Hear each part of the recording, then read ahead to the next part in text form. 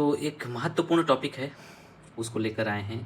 एक पॉलिटी का छोटा-सा टॉपिक है, काफ़ी लोग इसको समझने में गलती भी करते हैं और जीएस में पूछा भी जाता है, एज़ अ जीएस से काफ़ी इम्पोर्टेंट टॉपिक है, जिसका नाम है धन विधेयक।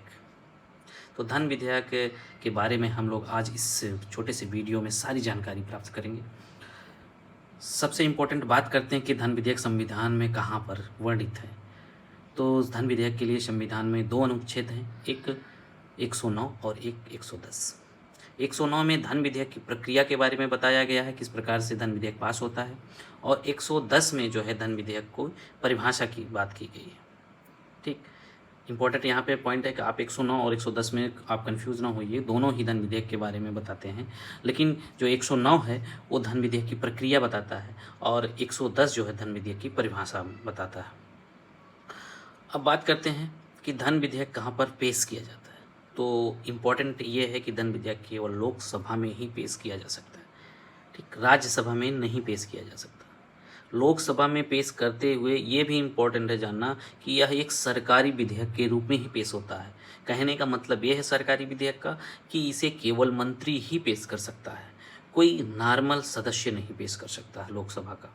ठीक, केवल मंत्री ही पेश करता है, इसलिए इसे सरकारी विधेयक के रूप में जाना जाता है। धन विधेयक में क्या क्या विषय आते हैं ये जान लेते हैं। धन विधेयक अभी हमने जाना कि लोकसभा में ही पेश होता है और इसका निर्धारण लोकसभा स्पीकर करता है, यानी उसका निर्धारण या निर्णय जो होगा लोकसभा के स्पीकर का वो अंतिम होगा, वही बताएगा कि यह विधेयक धन विधेयक है कि नहीं है। और इसे किसी भी न्यायालय या किसी भी प्राधिकारी, चाहे राष्ट्रपति राज्यपाल कोई भी हो, किसी के पास से इसके बारे में चुनौती नहीं दी जा सकती है। यानी कहने का मतलब कि लोकसभा का स्पीकर अगर इसे बोल दिया ये धन विधेयक है तो ये अंतिम ही होगा।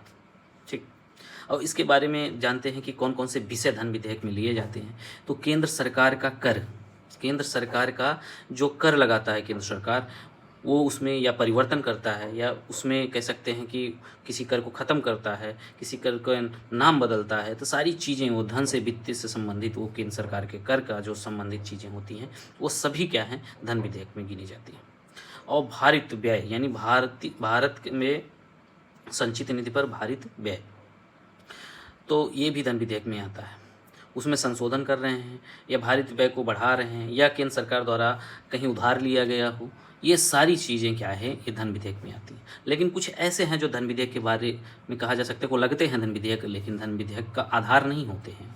जैसे शुल्क लगाना या फीस लेना, या कह सकते हैं कोई प्राधिकारी स्थानिक रूप से क्या लगाए, कर लगाए, उसका उत्पादन करे, यानी उत्पादन मतलब कि उसको ख़त्म करे या उसमें परिवर्तन करे स्थानीय रूप से, स्थानीय उद्देश्यों से कर को, तो ये क्या होगा, ये धन विधेयक का कोई आधार नहीं होगा। धन विधेयक का आधार केंद्र स्तर पर अगर कर लगाया जाता है या कर खत्म किया जाता है तो ऐसे विधेयक को ही क्या कहते हैं, धन विधेयक कहते हैं।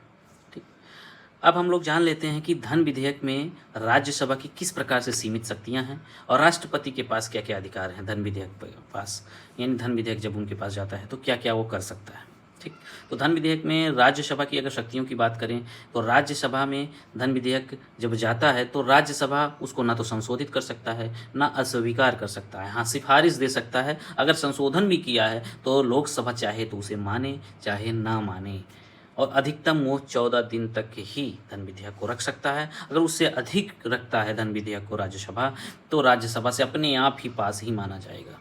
ठीक, कहने का मतलब ये है कि राज्यसभा इसमें केवल तोता के भांति कार्य करता है धन विधेयक में, यानी उसके पास कुछ भी शक्ति नहीं है, केवल उसमें सिफारिश कर सकता है।